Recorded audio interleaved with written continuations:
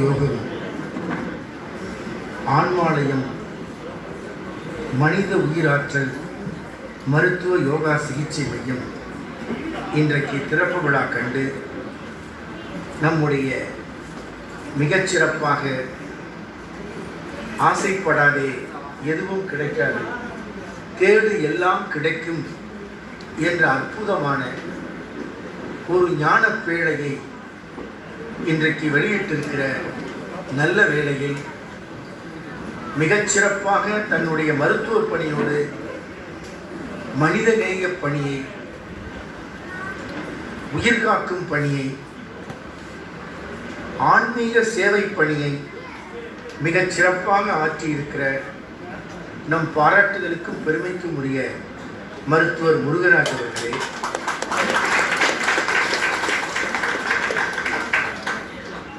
இந்த விழாவை சிறப்பு செய்திருக்கிற பாராட்டுதலுக்கும் பெருமைக்கும் உரிய குருஜி அவர்களே, இந்த விழாவுக்கு பெருமை தேடி தந்திருக்கிற நம்முடைய ஆறுமுகம் பிள்ளை சீதையம்மாள் கல்லூரியின் தாளாளர் தலைவர் என் ரமேஸ்வரன் அவர்களே, தமிழ்நாடு வணிகர் சங்கங்களின் பேரமைப்பின் SRC லட்சுமணன் அவர்களே, அன்புக்குரிய பாபா அமீர் பாதுஷா அவர்களே, அன்புக்குரிய சுதா ஞானசேகர் அவர்களே, மேடையில் வருகை புரிந்திருக்கிற பாராட்டுதலுக்கும் பெருமைக்கும் உரிய நம்முடைய அனைத்து பெருமக்களே, பெரியோர்களே, சான்றோர்களே, இந்த இனிய வேளையில் நான் நீண்ட நேரம் எடுத்துக்கொள்ளாமல்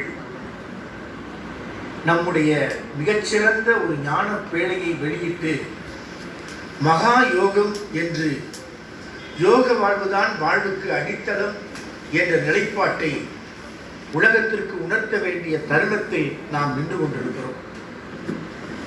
பொதுவாக மருத்துவர்கள், அதிலும் குறிப்பாக ஆங்கில மருத்துவத்துறையில் இருப்பவர்கள் தங்கள் மருத்துவத்துறையைத்தான் தொடர்ந்து சென்று கொண்டிருப்பார்கள். ஆனால் ஆங்கில மருத்துவம் மட்டுமல்லாமல் ஆன்மாவுக்கும் மருத்துவம் பார்க்கிற மனிதநேய மருத்துவராக நம்முடைய பாராட்டுதலுக்கு முன்னராகவர்கள் விளங்கிக் கொண்டிருக்கிறார். பொதுவாக நாம் நகைச்சுவையாக பேசுவோம். இதய தாக்குதல் நோய்க்கு உள்ளான ஒருவர் மருத்துவரிடம் நன்கு பரிசோதிக்கப்பட்டு இதய தாக்குதலிலிருந்து மீண்டு வீடு திரும்புவார். வீட்டாருக்கு, குடும்பத்தாருக்கு மருத்துவர் அறிவுரை சொல்வார். அவரை பத்திரமாக பார்த்துக் கொள்ளுங்கள், இப்பொழுதுதான் அவருக்கு இதய தாக்குதல் ஏற்பட்டிருக்கிறது, அவர் மனம் எப்போதும் சமநிலையில் இருக்க வேண்டும், அதிகமான மகிழ்ச்சியும் அவரை தாக்கக்கூடாது, அதிகமான சோகமும் துக்கமும் கவலையும் அவரை தாக்கக்கூடாது, ஸ்ட்ரெஸ் அவருக்கு ஏற்படக்கூடாது, மனம் சமநிலையில் இருக்க வேண்டும், பத்திரமாய் பார்த்துக் கொள்ளுங்கள் என்று அறிவுரை சொல்லி அனுப்புவார். வீட்டுக்கு இதய தாக்குதல் நோயிலிருந்து மீண்டு அந்த நோயாளி வருகிற போது லாட்டரி சீட்டில் 10 லட்சம் பரிசு கொடுக்கும். வீட்டாருக்கு ஆனந்த அதிர்ச்சி. இதை இப்படியே சொல்லலாமா வேண்டாமா? எதற்கும் டாக்டரிடம் ஒரு வார்த்தை கேட்டுக்கொள்பவர்கள் டாக்டருக்கு செய்தி சொல்வார். மருத்துவர் சொல்வார், அவரை இங்கே அழைத்து வாருங்கள், நான் பார்த்துக் கொள்கிறேன். நோயாளியை அமர வைத்து மருத்துவர் கவுன்சிலிங் செய்வார். நோயாளியிடம் நீண்ட நேரம் நலம் விசாரித்து விட்டு, உங்களுக்கு 1 லட்சம் கிடைத்தால் என்ன செய்வீர்கள்? நோயாளி சொல்வார், டாக்டர், எனக்கு 5 பெண் குழந்தைகள், முதல் பெண் குழந்தைக்கு உடனே திருமணம் செய்வேன். 2 லட்சம் கிடைத்தால் 2 பெண் குழந்தைகளுக்கும் ஒரே நேரத்தில் திருமணம். ஒரு 5 லட்சம் கிடைத்தால் நோயாளி அண்ணாந்து பார்த்தார், டாக்டர், எங்கள் வீடு என் தாத்தா கட்டிய பழைய வீடு, பாட்டன் கட்டிய பழைய வீடு, அந்த வீட்டை நான் உடனே புதுப்பிப்பேன். சரி, உங்களுக்கு ஒரு 10 லட்சம் கிடைத்தால்? டாக்டர், நோயாளி நாற்காலி விட்டு எழுந்து விட்டார். டாக்டர், எனக்கெல்லாம் 10 லட்சம் கிடைக்காது, கிடைத்தால் சரிபாதி 5 லட்சம் உங்களுக்கு தான். டாக்டர் மயங்கிய நாற்காலியிலிருந்து கீழே வருகிறார். இது மருத்துவர்களை கேலி செய்வதற்கல்ல. இன்றைய உலகம் வணிக உலகமாக சென்று கொண்டிருக்கிற நேரத்தில் கொரோனா தாக்குதல் கூட திடீரென அச்சுறுத்தலாக வருகிறது, திடீரென தளர்வுகளாக மாறுகிறது. இவற்றுக்கிடையே தான் மானுடம் பயணிக்க வேண்டியிருக்கிறது. சவால்களையும் அறைகூறுகளையும் சந்திக்க வேண்டிய நிலையில்தான் நம்முடைய பூமி பந்து பரபரப்பாக இருக்கிறது. இந்த பரபரப்புக்கு நடுவேதான் மனதை அமைதிப்படுத்துவதற்கு இது போன்ற யோக கலைகள், இது நம் முன்னோர்கள் கண்டுபிடித்த கலை, காலம் காலமாக நம்மிடம் இருக்கிற கலை, நாம் கண்டறியாத கலை, மேலை நாடுகள் அறிமுகப்படுத்தாத கலை, கீழே நாடுகளில் இருந்து புறப்பட்ட கலை, அதை இன்றைக்கு புதுப்பிக்க வேண்டியவர்களாக, புதிய தலைமுறைக்கு எடுத்துச் செல்ல வேண்டியவர்களாக நாம் இருக்கிறோம். அதனால்தான் மணிவாசக பெருமான் சொல்வார், இறைவன் எங்கே இருக்கிறார்? எல்லா இடங்களிலும் தேடி பார்ப்போம். மணிவாசக பெருமான் பிரபஞ்சத்தில் பார்ப்பார், அந்த சராசர வெளியில் பார்ப்பார், ஐம்பூதங்களில் பார்ப்பார். வானாகி மண்ணாகி வழியாகி ஒளியாகி ஊனாகி உயிராகி உண்மையுமாய் இன்மையுமாய் கோனாகி யான் எனது என்று அவரவரை கூத்தாட்டுவானாகி நின்றாயே என்று சொல்லி வாழ்த்துவனே. இந்த பரம்பொருள் எல்லோருக்கும் பொதுவானது. பாபா அமீர் பாதுஷாவுக்கும் பொதுவானது, விக்டருக்கும் பொதுவானது, ரமேஸ்வரனுக்கும் பொதுவானது, நமக்கும் பொதுவானது. இறைவன் எப்படிப்பட்டவன்? விண்ணிலே விரிந்திருக்கிறான், மண்ணிலே மண்ணுக்குள் மறைந்திருக்கிறான், காற்றில் கலந்திருக்கிறான், நீரில் நிறைந்திருக்கிறான், நெருப்பில் உறைந்திருக்கிறான். அண்ட சராசரங்கள் அனைத்திலும் அவனுடைய ஆளுமை. நாம் அவனை எங்கே தேடி பார்க்கிறோம்? திருக்கோயிலை தேடி பார்க்கிறோம். கோவில் வாசலுக்கு ஒருவர் வருகிறார், அர்ச்சனை செய்ய ஆசைப்படுகிறார். தேங்காய் பழக்கடைக்கு போகிறார். தேங்காய் குவியலை புரட்டி புரட்டி எடுத்து காதோரம் ஆட்டி பார்க்கிறார். கடைசியில் ஒரு தேங்காய் எடுத்து அர்ச்சனைக்கு கொண்டு போனார். பக்கத்தில் இருந்து அவர் நண்பர் கேட்டார், முற்றிய தேங்காயில் தான் அர்ச்சனை செய்யணுமா? நண்பரிடம் அவர் சொன்னார், அப்படிலாம் ஒண்ணு இல்லை. அப்புறம் இவ்வளவு தேங்காயை புரட்டி எடுத்தீங்க? அதற்கு அந்த நண்பரிடம் அவர் சொன்னார், இந்த தேங்காய் அர்ச்சனைக்கு பிறகு வீட்டுக்கு சட்னிக்கு பயப்படணும். அதை நம்முடைய பிரார்த்தனைகள் வேதங்களாக மாறிவிட்டது. ஒருவர் கோயிலுக்கு வந்தார். ஆண்டவனே, இப்போதுதான் நிலத்தை உழுதிருக்கிறேன், உழுத நிலத்திற்கு மழை வேண்டும், மழையை தா என்றார். அடுத்து ஒருவர் வந்தார். கடவுளே, தை மாதம் வரப்போகிறது, பொங்கலுக்கு நான் மண்பானைகள் தயார் செய்ய வேண்டும், மண்ணை பிசைந்து விட்டு வந்திருக்கிறேன், கொஞ்சம் மழையை நிறுத்து என்றார். ஒவ்வொருவர் விருப்பப்படி வானிலை அறிக்கை பிடிக்க வேண்டிய கட்டாயத்துக்கு கடவுள் தள்ளப்படுகிறார். உடனே கடவுள் ஒரு ஆலோசனை குழுவை கூட்டுகிறார். என்னிடம் மனிதர்கள் கோரிக்கைகளை கொட்டுகிறார்கள். அரசியல்வாதிகளைப் போல எனக்கு தப்பிக்க வழி தெரியவில்லை. கோரிக்கைகளிடமிருந்து நான் தப்பிப்பதற்கு மனித நடமாட்டம் இல்லாத ஒரு இடத்தை எனக்கு காட்டுங்கள். ஆலோசனை குழுவிடம் ஆண்டவனின் முறையில் ஆலோசனை குழுவில் ஒருவர் சொன்னார், இமயமலையில போய் உட்கார்ந்து. ஆண்டவன் சொன்னார், இப்போதெல்லாம் அங்கே மனிதர்கள் போர்க்கருவிகளோடு அடைகிறார்கள், அங்கு இருப்பது ஆபத்து. சந்திர மண்டலத்தில் அமர்ந்து கொள்ளுங்கள், சாத்தியமில்லை. மனிதன் அங்கே ஏற்கனவே தன் காலை பதித்து விட்டார். நட்சத்திர கூட்டத்தில் ஒளிந்து கொள்ளுங்கள், முடியாது, எப்படியும் கண்டுபிடித்து வந்து விடுவார். எங்கே ஒளிவது? ஆண்டவனுக்கும் தெரியவில்லை, ஆலோசனை குழுவுக்கும் புரியவில்லை. இந்த நேரத்தில் பூமியை பார்க்கிறார் கடவுள். ஒரு அம்மா கவலைப்படுகிறாள் தன் மகனை பற்றி. அப்பாவிடம், நம்ம பையன் எங்க பணத்தை வச்சாலும் எடுக்கிறான், பீரோவில் வைத்தேன் பணம் காணாமல் போனது, மேஜை டிராயருக்குள் பூட்டி வைத்தேன் பணம் காணாமல் போனது, அலமாரிக்குள் பத்திரப்படுத்தி வைத்தேன் பணம் காணாமல் போனது, எங்கே பணத்தை வைத்தாலும் பையன் எடுத்து விடுகிறான். அம்மாவின் கவலை. அப்பா சொன்னார், கவலைப்படாத, பணத்தை மறைக்க ஒரு பாதுகாப்பான ரகசிய இடம் இருக்கிறது. என்ன ரகசிய இடம்? அம்மா ஆர்வமாய் கேட்டாள். அப்பா சொன்னார், இனிமேல் பணத்தை நம் பையனின் பாட புத்தகத்துக்குள் வைத்துவிடு, அதை அவன் திறந்து பார்க்க மாட்டான், பணம் பத்திரமாக இருக்கிறான்.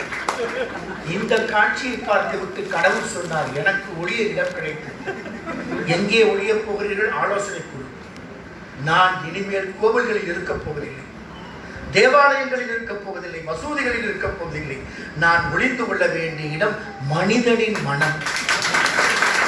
அங்கே மறைந்து கொண்டால்தான் அவன் தன்னை திறந்து என்னை தேடி பார்க்க மாட்டான். அந்த நிலையில் தான் மணிவாசக பெருமான் சொன்னார், நானும் போய் என் நெஞ்சும் போய் வினையேன் அழுதால் உன்னை பெறலாம். அழுது அழுது தொழுது பெற வேண்டிய ஆண்டவனின் அருளை நாம் வர்த்தக பேரமாக்குகிறோம். அதனால்தான் மணிவாசக பெருமான் இந்த யோகக்கலையை சொல்கிறார், ஊனினை உருக்கி உள்ளொளி பெருக்கி. ஊன் உருக வேண்டும், உள்ளொளி பெருக வேண்டும். மருத்துவர்கள் எடையை குறைக்க சொல்கிறார்கள். உடலின் எடை குறைய வேண்டும், உயிரின் எடை கூட வேண்டும். உயிரின் எடை கூடுவதற்குத்தான் இது போல பிராணயாமம், ஆன்மாவின் அமைதி நிலை, யோக நிலை, மனம் சலனமற்ற நிலைக்கு பயணம் செய்வது, ஆசைப்பட்டு அடைவதல்ல, தன்னை அழித்துக் கொள்வதல்ல, தான் யார், என் உள்ளம் யார் என்ற கேள்விகளை தொடர்ந்து கேட்டுக்கொண்டே பயணிப்பது.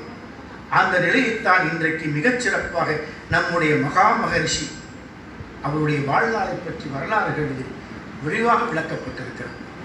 மகா மகரிஷி இலங்கையிலே இருக்கக்கூடிய திருக்கேதீஸ்வரம் ஆலயத்தில் வழிபாட்டில் வருவாராம். திடீரென அந்த வழிபாட்டில் இருப்பவர் எங்கே போனார் என்று தெரியாதாம். அங்கு ஒரு தொழுநோயாளி உடம்பெல்லாம் அழுகிய நிலையில் அவரை சந்திக்கிறார். வாயில் ஒரு வெற்றிலையை போட்டுவிட்டு எச்சிலை அவர் காலில் துப்பிவிட்டு அங்கு இருக்கக்கூடிய தீர்த்தத்தில் நீராடி என்றார். நீராடி விட்டு தொழுநோயாளி அருமையான அழகிய தேகத்தோடு உடலோடு வருகிறார். தொழுநோய் மறைந்து விட்டது, புண்கள் மறைந்து விட்டது, அழகிய தேகத்தோடு உடலோடு வருகிறார். நம்முடைய மகரிஷியை காணவில்லை. இப்படி அவர் செய்த அற்புதங்களை பற்றி இந்த நூல் பரவலாக பேசுகிறது. குறிப்பாக பேரலை என்ற ஒரு ஊரில் மிகப்பெரிய பேசாலை என்ற ஊரில் ஒரு பெரிய அதிசயம். என்ன அதிசயம்? ஞானிகளுடைய உள்ளமே குழந்தை உள்ளம்தான். குழந்தைகளோடு குழந்தைகளாகத்தான் எப்போதும் ஞானிகள் இருப்பார்கள். ஏனென்றால் அவர்கள் உள்ளமும் குழந்தை உள்ளம், அவர்களும் ஒரு நடமாடும் தெய்வம், குழந்தைகளும் தெய்வம்தான். அதனால் இருவருக்கிடையே ஒரு ஈர்ப்பு இருக்கும். குழந்தைகளோடு அன்றாடம் விளையாடுகிற ஒருவர் அந்த ஞானி நம்முடைய மகா மகரிஷி ஒரு நாள் கோவிலுக்குள் குழந்தைகளை நான் தப்பிப்போகிறேன், என்னை பிடிங்கள் என்று சொல்லிக்கொண்டு ஓடுகிறார். குழந்தைகள் பின்னால் போகிறார்கள், பிடிக்க முடியவில்லை. அங்கு இருக்கக்கூடிய முருகன் ஆலயத்தில் மயில் மீது ஏறுகிறார். மயிலில் ஏறிய பிறகு ஆளை காணவில்லை. அதற்கு பிறகு ஒரு பழைய சிமெண்ட் தரையில் 2 பாதச்சுவடுகள் இருக்கிறது. எப்போதோ புதிய சிமெண்ட் பூசப்பட்ட ஒரு தளத்தில் தரையில் பாதச்சுவடுகள் பதிந்ததைப் போல, புதிய பாதச்சுவடுகளைப் போல அது இருக்கிறது. இதுதான் முருகனே அந்த ஞானியின் உருவத்தில் வந்து சென்றிருக்கிறார் என்று அந்த பகுதி மக்கள், அந்த ஆலயத்தின் மக்கள் கொண்டாடுவர். பேசாலை என்ற அந்த கிராமம் கடல் சார்ந்த கிராமம், கடற்கரை கிராமம். அங்கிருக்கிற முருகன் ஆலயத்தில் நிகழ்ந்த அற்புதம். இதுதான் ஞானிகளின் நிலை, யோகிகளின் நிலை. புத்தர் உலகத்திற்கு நிறைய போதனைகளை தந்தார். ஆசைப்படாதே என்று சொன்னவர் புத்தர். ஆசைப்படாதே ஆசைப்படாதே என்று சொன்ன புத்தர் உன்னையே நீ அறிவாய், உன்னையே நீ அறிவாய், உன்னை தேடு தேடு என்று சொன்னார். ஆனால் அவர் காலத்திலேயே பெரிய வேள்விகள், ஆடுகளை பலியிடுவதும் மாடுகளை பலியிடுவதும் மனிதர்களை தவிர எல்லோரையும் பலியிடுவதும் நடந்த காலம். ஒரு வேள்விச்சாலைக்குள் போகிறார். பிந்துசாரன் என்ற பேரரசன் பெரிய வேள்வியை நடத்துகிறார். ஆயிரக்கணக்கில் ஆடுகள் பலியிட காத்திருக்கின்றன. பிந்துசாரனை வேள்விச்சாலைக்குள் கருணையின் வடிவமான புத்தர் நுழைகிறார். புத்தரை பார்த்த மாத்திரத்தில் பிந்துசாரனுக்கு பேரறிந்துச்சு. கருணையின் வடிவமான புத்தர் எதற்கு இந்த வேள்விச்சாலைக்கு வந்தார்? அப்போது அமைதியாய் கேட்டார் புத்தர், என்ன பிந்துசாரா செய்கிறாய்? இந்த ஆடுகளை எல்லாம் நான் சொர்க்கத்திற்கு அனுப்புகிறேன். உடனே புத்தர் கேட்டார், என்ன பிந்துசாரா, இந்த ஆடுகள் சொர்க்கத்திற்கு செல்லும் முன்பு உன் மனைவி மக்கள் சொர்க்கத்திற்கு போக வேண்டாமா? ஆடுகளை பலியிடும் முன்பு அவர்களை முதலில் இந்த தீயில் பலியிடு என்று சொன்னார். ஆசைப்படாதே என்று சொன்னவர், ஆசையை அறுத்துவிடு என்று சொன்னவர், ஆசைதான் எல்லா துன்பத்திற்கும் காரணம் என்று சொன்னவர். அதுதான் உண்மையான துறவுப்பாதை. அதைத்தான் சுவாமி விவேகானந்தர் சிகாகோ நகரின் கொலம்பஸ் அரங்கத்தில் இந்த பரதேசி என்ன பேசப் போகிறார் என்று உலகம் அயர்ந்து கிடந்த நேரத்தில் உலகத்திற்கு இந்தியாவின் ஆன்மீகம் எது என்பதை அடையாளம் காட்டினார். துறவுப்பாதைக்கு போகிறார். அவரது அம்மா தடுக்கிறார். வேண்டாம் மகனே, நீ துறவியாக வேண்டாம், அம்மாவின் ஏற்கம். ஆனால் அதையெல்லாம் தாண்டிவிட்டு துறவுக்கு போகிறார். அதற்கு அம்மா ஒரு தேர்வு வைக்கிறார். நீ துறவியாக வேண்டுமா, கத்தியை எடுத்து வா என்பார். கத்தியை எடுத்து வருவதை கவனித்து பார்ப்பார் அவரது அம்மா. பிறகு பார்க்கலாம் அப்பா, இப்போது அவசரப்பட வேண்டாம் என்று சொல்வார். சுவாமி விவேகானந்தர் துறவு பாதைக்கு செல்ல வேண்டும் என்று நினைக்கிற தருணங்களில் எல்லாம், அவர் தாயாரிடம் அனுமதி கேட்கிற போதெல்லாம் அவர் கத்தியை எடுத்து வர சொல்வார். அவரது தாயார் கத்தியை அவர் கையில் பிடித்து வருவார். பார்த்து விட்டு பிறகு பார்ப்போம் என்று சொல்வார். இப்படி பல தடவைகள் நடந்தது. கடைசியாக ஓரிரு முறைகள் அவர் கத்தியை எடுத்து வருவதை பார்த்தார். பார்த்துவிட்டு இப்போது நீ சன்னியாசியாகலாம், துறவியாகலாம் என்று அனுமதி தந்து விடுகிறார். இப்போது சுவாமி விவேகானந்தரின் மனதில் இருந்த நீண்ட நாள் தாக்கம், அம்மா நான் துறவியாக வேண்டும் என்று சொல்லுகிற தருணங்களில் எல்லாம் நீங்கள் கத்தியை எடுத்து வர சொன்னீர்களே, நான் கத்தியை எடுத்து வருவதற்கும் நான் துறவியாவதற்கும் என்னம்மா சம்பந்தம்? அம்மா சொன்னார், மகனே நீ துறவியாக வேண்டும், சன்னியாசியாக வேண்டும் என்று கேட்கிற நேரத்தில் நான் கத்தி எடுத்து வர சொன்னேன். தொடக்க காலங்களில் நீ கத்தி எடுத்து வருவாய். அப்போது கூர்மையான பகுதி என்னை குத்துவது போல இருக்கும், ஆபத்தான பகுதி. கைப்பிடி உன் கையில் இருக்கும். இப்படித்தான் பல தடவைகள் நீ வந்தாய். இப்போதுதான் சில முறைகளாக கூர்மையான ஆபத்தான பகுதி உன் கையிலும் கைப்பிடி உள்ள பகுதி என் எதிரேயும் எடுத்து வந்தாய், எனக்கு எதிரே எடுத்து வந்தாய்.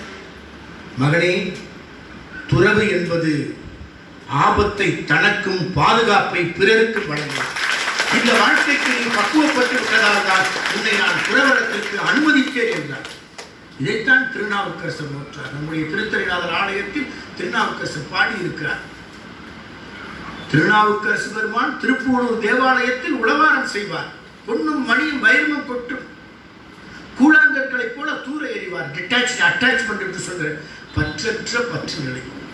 இதுதான் காலங்காலமாக நம்முடைய ஞானிகளும் துறவிகளும் அடையாளம் காட்டிய தடல். வாழ்க்கை நிலை இல்லாததுதான். ஆனால் நிலையாமையை பற்றி நம்முடைய சமய உலகம் பேசிய நிலைப்பாடு நிலையாமை என்பது நேற்று தான் அவர் இருந்தார், இந்த நேரத்தில் என்னோடு பேசினார், இன்று அவர் இல்லை. கொரோனா காலம் அப்படித்தான் கோடிக்கணக்கானவரை சுருட்டி போட்டது. சுனாமி அப்படித்தான் கணப்பொழுதில் கோடிக்கணக்கானவர்களுக்கு சமாதி கட்டியது.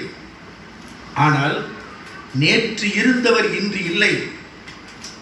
அதனால் வாழ்க்கை போய், உறவுகள் போய், மனைவி மக்கள் போய், நட்பு போய், ஓடு வீட்டை விட்டு ஓடு, இடுகாடு நோக்கி ஓடு என்று பேசுகிற நிலையாமை ஒருபுறம். ஆனால் நம்முடைய சமய உலகத்தின் நிலையாமை என்பது நேற்று இருந்தவர் இன்று இல்லைதான், அது உண்மைதான். ஆனால் நேற்று இருந்தவர் ஆற்றிய அறச்செயல்கள் இன்றும் வாழ்ந்து கொண்டிருக்கிறது என்று சொன்னதுதான் நம்முடைய பண்பாட்டு. அதனால்தான் திருவள்ளுவர் சொன்னார், நெருங்கல் உடன் ஒருவன் இன்று இலை எனும் பெருமை உடைத்து உள்ளது. நேற்று இருந்தான் ராஜராஜன், இன்று இல்லை. அவன் கட்டிய தஞ்சை பெரிய கோவில் இன்றும் நமக்கு காட்சி தருகிறது. கரிகாலன் காணாமல் போய்விட்டான், ஆனால் அவன் கட்டிய கல்லணை இன்றும் வாழ்ந்து கொண்டிருக்கிறது. இதுதான் நேற்று இருந்தவர் இன்று இல்லை என்பதற்கான அடையாளம். இதைத்தான் நம்முடைய முன்னோர்கள் சொன்னார்கள், காற்று உள்ள போதே தூற்றுக்கொள் என்றார்கள்.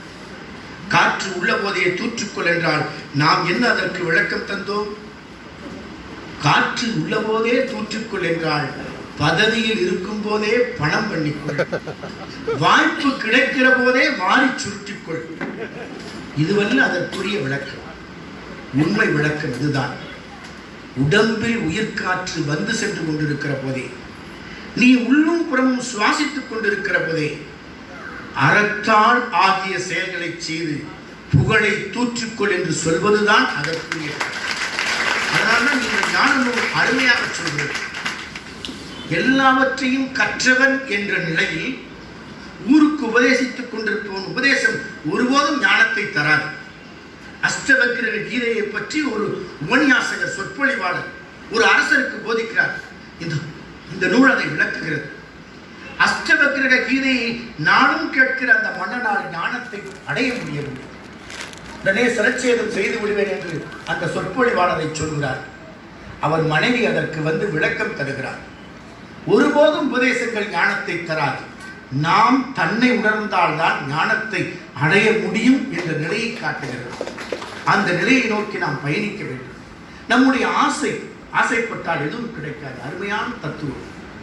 ஒருவன் தன்னுடைய எல்லா செல்வத்தையும் ஒரு தங்க கட்டியாக்கினான். வீட்டு தோட்டத்தில் அதை புதைத்து வைத்தான். காலையில் எழுந்திருப்பான், பல் துளக்குகிறானோ இல்லையோ தோட்டத்துக்கு போவான், அந்த குழியை தோண்டுவான், தங்க கட்டி பத்திரமாக இருக்கிறதா என்று பார்ப்பான், மீண்டும் வைத்து மூடி விடுவான் மண்ணை. தினந்தோறும் தினந்தோறும் காலையில் கண் விழிப்பது தோட்டத்தில் தான் புதைத்து வைத்திருந்த தங்கச்செங்கலை. ஒரு நாள் காலை தோட்டத்தில் அந்த தங்கச்செங்கலை தேடி பார்க்கிறான். தங்கச்செங்கலில் வெறும் மண் செங்கல் தான் இருந்தது, செம்மண் செங்கல் தான் இருந்தது. அதிர்ச்சி அடைந்தான். பக்கத்து தோட்டத்திலிருந்து ஒருத்தன் சத்தம் போட்டான். தினந்தோறும் தினந்தோறும் தோண்டி பார்ப்ப, தங்கச்செங்கல் பத்திரமா இருக்கான்னு பார்த்துட்டு திரும்ப புதைப்ப.